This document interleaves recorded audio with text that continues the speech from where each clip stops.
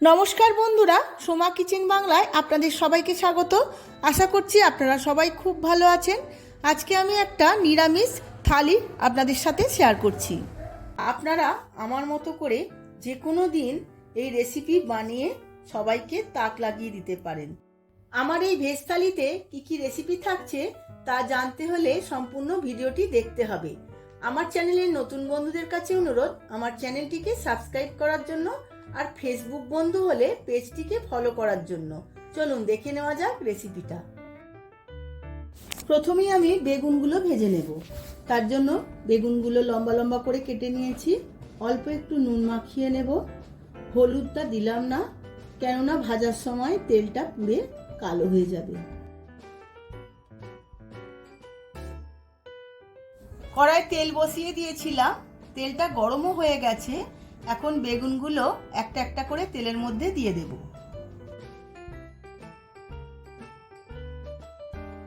এদিকে বেগুনগুলো ভাজা হতে হতে ছোলার ডালটা সেদ্ধ করে নেব।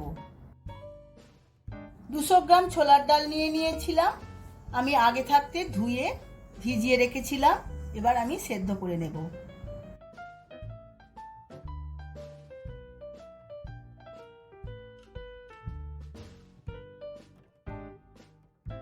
কুকারে দিয়ে দিয়েছি, আমি 2টো সিটি মেরে নেব। এদিকে বেগুনগুলো একটা পিঠ ভাজা হয়ে গেছে, এবার উল্টে দেব।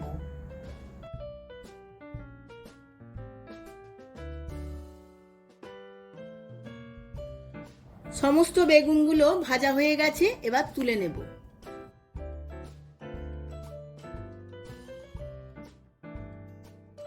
এবার আমি আলু ফুলকপির তরকারিটা বানিয়ে নেব। তার জন্য নিয়ে নিয়েছি আলু আর ফুলকপি। আলু ডুমো ডুমো করে কেটে নিয়েছি, ফুলকপি একটু বড় সাইজ করে কেটে নিয়েছি। বেগুন ভাজার তেলেই আমি আলুগুলো ভেজে নেব।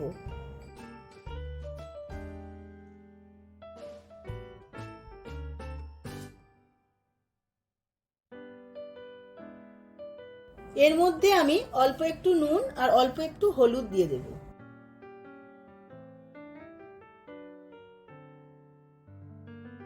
আলুগুলো আমি লাল লাল করে ভেজে নেব।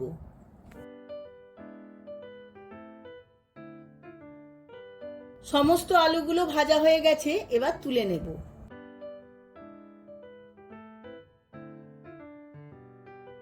এই একই তেলে ফুলকপিগুলো ভেজে নেব। এর মধ্যেও আমি অল্প হলুদ আর অল্প নুন দিয়ে দেব। ফুলকপিটাও আমি লাল লাল করে ভেজে নেব। এই রকম ফুলকপির তরকারিতে ফুলকপি আলু লাল লাল করে ভাজলে তরকারির কালার খুব সুন্দর আসে।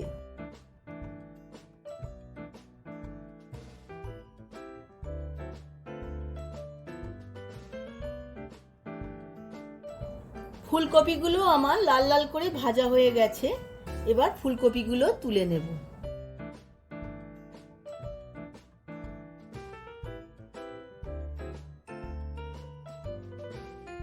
ওই একই তেলে আমি 1 চামচ জিরে, একটা তেজপাতা আর 2টো শুকনো লঙ্কা ফোড়নে দিয়ে দেব।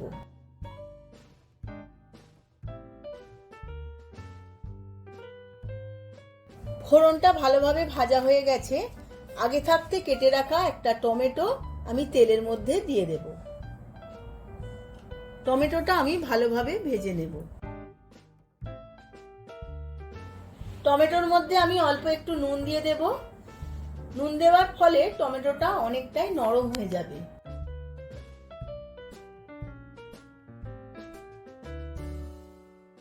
টমেটোটা অনেকটাই ভাজা হয়ে গেছে, নরমও হয়ে গেছে।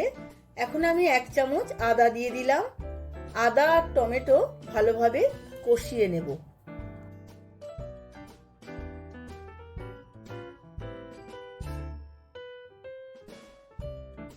আদা আর টমেটো অনেকটাই কষানো হয়ে গেছে, তেলটাও ছেড়ে এসেছে।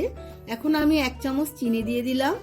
কেন, তরকারিটা যেহেতু লুচির সাথে খাওয়া হবে, তার জন্য চিনিটা একটু বেশিই দিয়েছি। এখন আমি দিয়ে দেব 1 চামচ জিরে বাটা। জিরে বাটাটা আমি এর সাথে ভালোভাবে কষিয়ে নেব। কষাতে কষাতে আমি গ্যাসের ফ্লেমটা লো করে নেব। দিয়ে দেব 1 চামচ হলুদ গুঁড়ো, 1 চামচ কাশ্মীরি লঙ্কার গুঁড়ো, 1 চামচ লাল লঙ্কার গুঁড়ো আর দিয়ে দেব 1 চামচ জিরে গুঁড়ো। অল্প একটু জল দিয়ে দেব। জল দিয়ে আরো কিছুক্ষণ কষিয়ে নেব।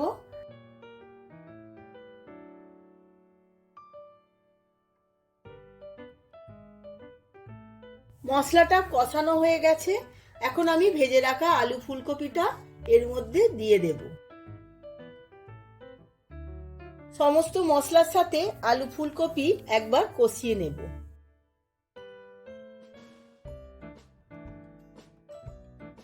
সমস্ত কিছু আরো একবার ভালোভাবে কষিয়ে নিয়েছি। এখন আমি গরম জল দিয়ে দেব। আগে থাকতেই আমি গরম জলটা করে রেখেছিলাম। এবার আমি অল্প একটু নুন দিয়ে দেব।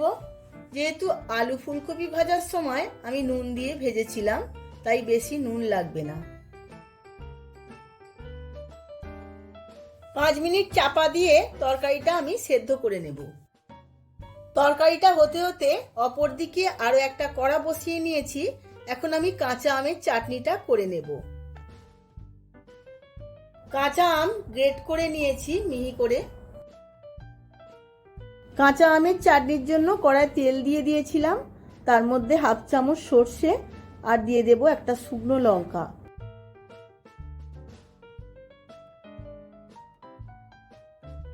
ফোড়নটা ভালোভাবে ভাজা হয়ে গেছে। এখন আমি গ্রেট করা আমটা কড়ায় দিয়ে দেব।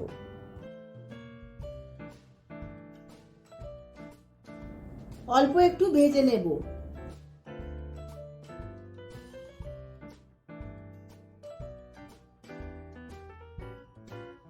ভাজতে ভাজতেই আমটা অনেকটাই সেদ্ধ হয়ে যাবে। আমটা ভাজা হয়ে গেছে। এর মধ্যে স্বাদ মতো নুন আর পরিমাণ মতো চিনি দিয়ে দেব।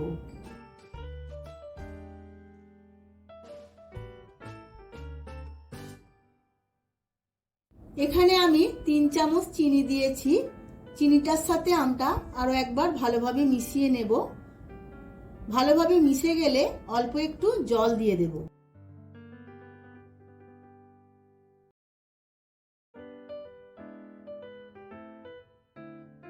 চাটনিটা 5 মিনিট আমি ফুটিয়ে নেব।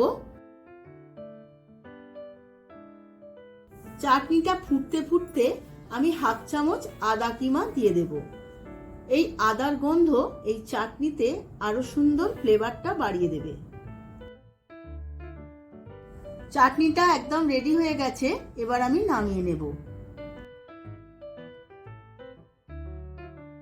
এদিকে তরকারিটাও আমি দেখে নেব আলু আর ফুলকপি সেদ্ধ হয়েছে কিনা। আলু ফুলকপি দুটোই খুব ভালো করে সেদ্ধ হয়ে গেছে।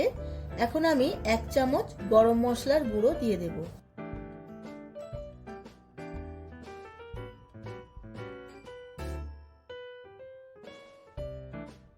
আলু ফুলকপির তরকারি আমার রেডি হয়ে গেছে। এবার আমি নামিয়ে নেব। এবার আমি ছোলার ডালটা বানিয়ে নেওয়ার জন্য একটা ভাজা মশলা তৈরি করে নেব। তার জন্য 4টে শুকনো লঙ্কা, 4টে ছোট এলাচ আর 1 চামচ জিরে ভালোভাবে ভেজে নেব শুকনো খোলায়। মশলাগুলো ভাজা হয়ে গেছে। এবার গুঁড়িয়ে নেব। ছোলার ডালটা সাঁতলে নেব। তার জন্য কড়াই আমি 2 চামচ তেল দিয়ে নিয়েছি। তেল গরম হয়ে গেছে। দিয়ে দেব 1/2 চামচ জিরে, একটা তেজপাতা আর একটা শুকনো লঙ্কা।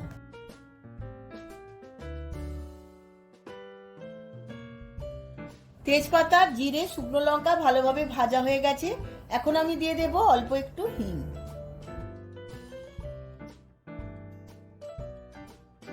ফোড়নের উপকরণগুলো সমস্ত ভাজা হয়ে গেছে।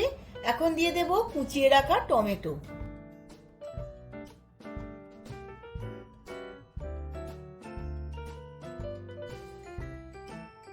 টমেটোটা ভাজতে ভাজতে অল্প একটু নুন দিয়ে দেব।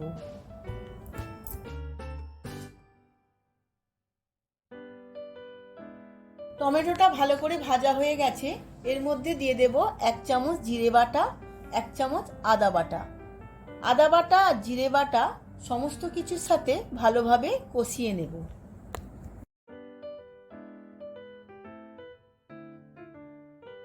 এই সমস্ত উপকরণগুলো কষানো হয়ে গেছে। এখন আমি এর মধ্যে দিয়ে দেব 1 চামচ হলুদ গুঁড়ো। এর মধ্যে দিয়ে দেব 1 চামচ চিনি। আমি একটু চিনিটা বেশি দিয়েছি। ছোলার ডাল মিষ্টি মিষ্টি খেতে খুব ভালো লাগে। এর মধ্যে একটু জল দিয়ে দেব। দেখুন বন্ধুরা, ডালটা এইভাবে আমি সেদ্ধ করেছি, খুব গলে যায়নি, দানা দানা আছে। মশলাটা সম্পূর্ণ রেডি হয়ে গেছে। এর মধ্যে সেদ্ধ করে রাখা ডালটা দিয়ে দেব। এর মধ্যে স্বাদ মতো নুন দিয়ে দেব।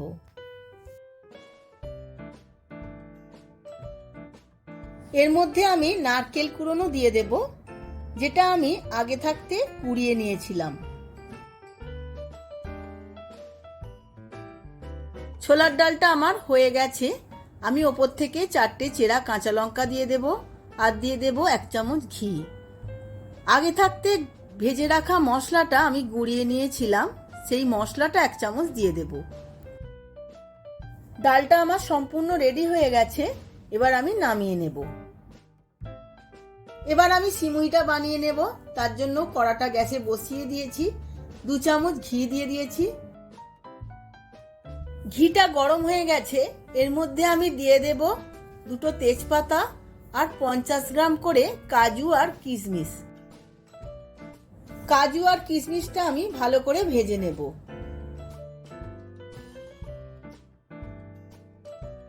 কাজু কিশমিশগুলো আমার ভালো করে ভাজা হয়ে গেছে। এখন আমি 100 গ্রাম সিমুই দিয়ে দিলাম আর সিমুই, কাজু কিশমিশ সবকিছু একসাথে ভালো করে ভেজে নেব। সিমুই আর কাজু কিশমিশ খুব ভালো করে ঘিয়ে ভাজা হয়ে গেছে। এখন আমি 500 গ্রাম ফুল ফ্যাট দুধ দিয়ে দিলাম। যেহেতু আমরা অষ্টমীতে বা ষষ্ঠীতে কোনো রকম চালের জিনিস খেতে পারি না, তার জন্য আমি সিমুইয়ের পায়েস তৈরি করে আপনাদের কাছে শেয়ার করছি।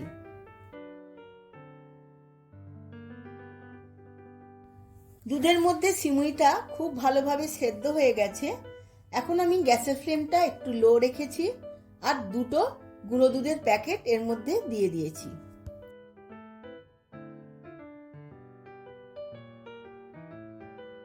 দেখুন বন্ধুরা, গুঁড়ো দুধটা দেওয়ার পরে কত তাড়াতাড়ি ক্ষীরের মতো ঘন হয়ে গেল আর খেতেও খুব সুন্দর হবে। সিমুইটা আমার 80% হয়েই এসেছে। এখন আমি পরিমাণ মতো চিনি দিয়ে দিলাম। সিমুইটার সাথে চিনিটা ভালোভাবে মেল্ট করে নেব। সিমুইটা আরো 2 মিনিট আমি ফুটিয়ে নেব আর 4টে ছোট এলাচ টুকে নিয়ে এর মধ্যে দিয়ে দেব। সিমুইটা একদম রেডি হয়ে গেছে। আমি এবার নামিয়ে নেব। মটর পনির বানানোর জন্য আমি 450 গ্রাম পনির নিয়ে নিয়েছিলাম। এইভাবে আমি কাটিং করব। চৌকো চৌকো করে আমি পিস করে নেব।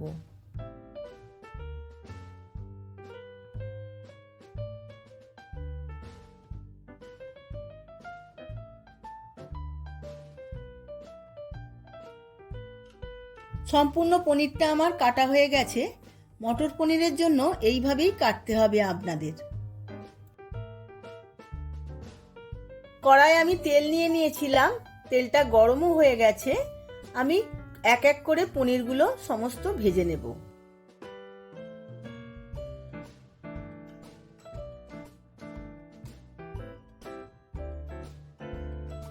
অন্যদিকে আমি একটা পাত্রে গরম জল নিয়ে নিয়েছি। এর মধ্যে আমি 1 চামচ নুন দিয়ে দেব।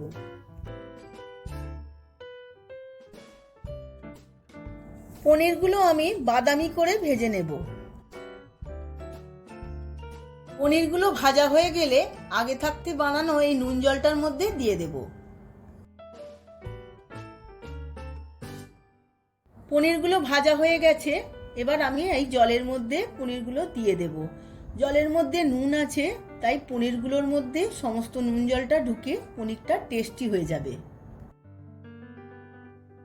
পনির ভাজার তেলে আমি কিছু গরম মশলা দিয়ে দেব। তার মধ্যে নিয়েছি দারচিনি, লবঙ্গ, ছোট এলাচ আর জয়িত্রী। আর দিয়ে দেব 1 চামচ করে সাদা তিল আর চালমগজ। এই সমস্ত কিছু ভাজতে ভাজতে আমি 12টা কাজু বাদাম দিয়ে দেব আর দিয়ে দেব আগে থাকতে কেটে রাখা একটা টমেটো। সমস্ত কিছু আরও একবার ভালোভাবে ভেজে নেব। এর মধ্যে দিয়ে দেব অল্প একটু নুন। এই সমস্ত কিছুর মধ্যেই আমি দিয়ে দেব হাফ বাটি নারকেল কুড়ো। নারকেল কুড়োটা আমি আগে থাকতেই কুড়িয়ে নিয়েছিলাম। এই সমস্ত উপকরণ আরও একবার ভেজে নেব।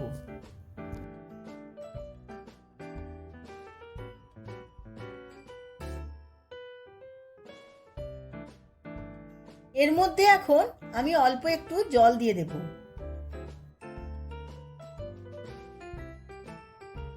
জল দেওয়ার পরে সমস্ত কিছু ভালোভাবে সেদ্ধ হয়ে গেছে। আমি এখন সব কিছু ঠান্ডা করে একটা মিহি পেস্ট বানিয়ে কড়ার মধ্যে তেল দিয়ে দিয়েছি। তেলটা গরমও হয়ে গেছে। এর মধ্যে দিয়ে দেব 2 চামচ আদা বাটা।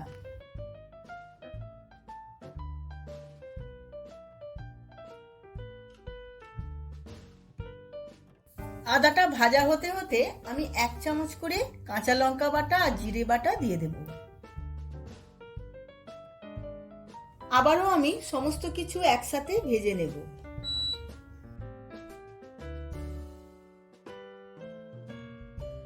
এর মধ্যে 1 চামচ চিনি দিয়ে আবারও ভালো করে কষিয়ে নেব।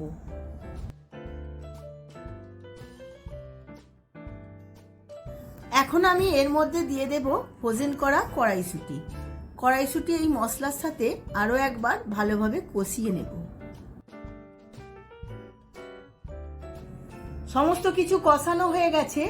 এখন আমি এর মধ্যে দিয়ে দেব আগে থাকতে বানিয়ে রাখা পেস্ট।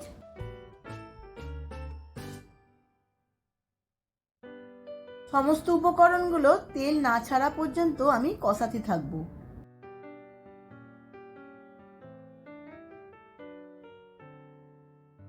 সমস্ত কিছু ভালোভাবে কষানো হয়ে গেছে।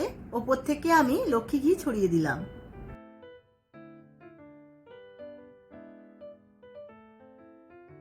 এবার আমি নুন জলে ভিজিয়ে রাখা পনিরগুলো এর মধ্যে দিয়ে দেব। আমি জল শুদ্ধই দিলাম, কেন নুনটা ওর মধ্যে ছিল, আর আলাদা করে নুন অ্যাড করব না। পনিরটা গ্রেভির সাথে আরও 5 মিনিট রান্না করে নেব।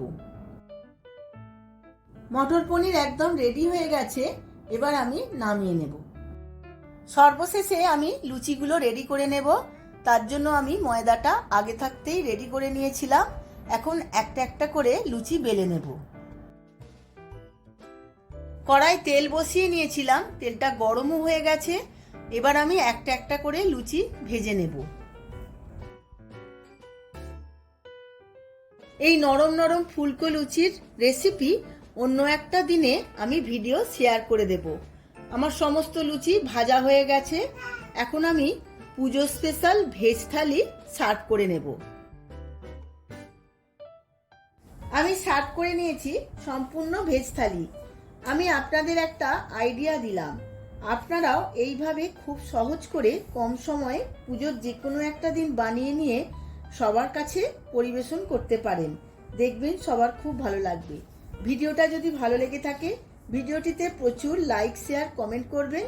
আজ তাহলে আসি, আবার দেখা হবে নতুন কোনো ভিডিওতে অন্য কোনো রেসিপি নিয়ে। ধন্যবাদ।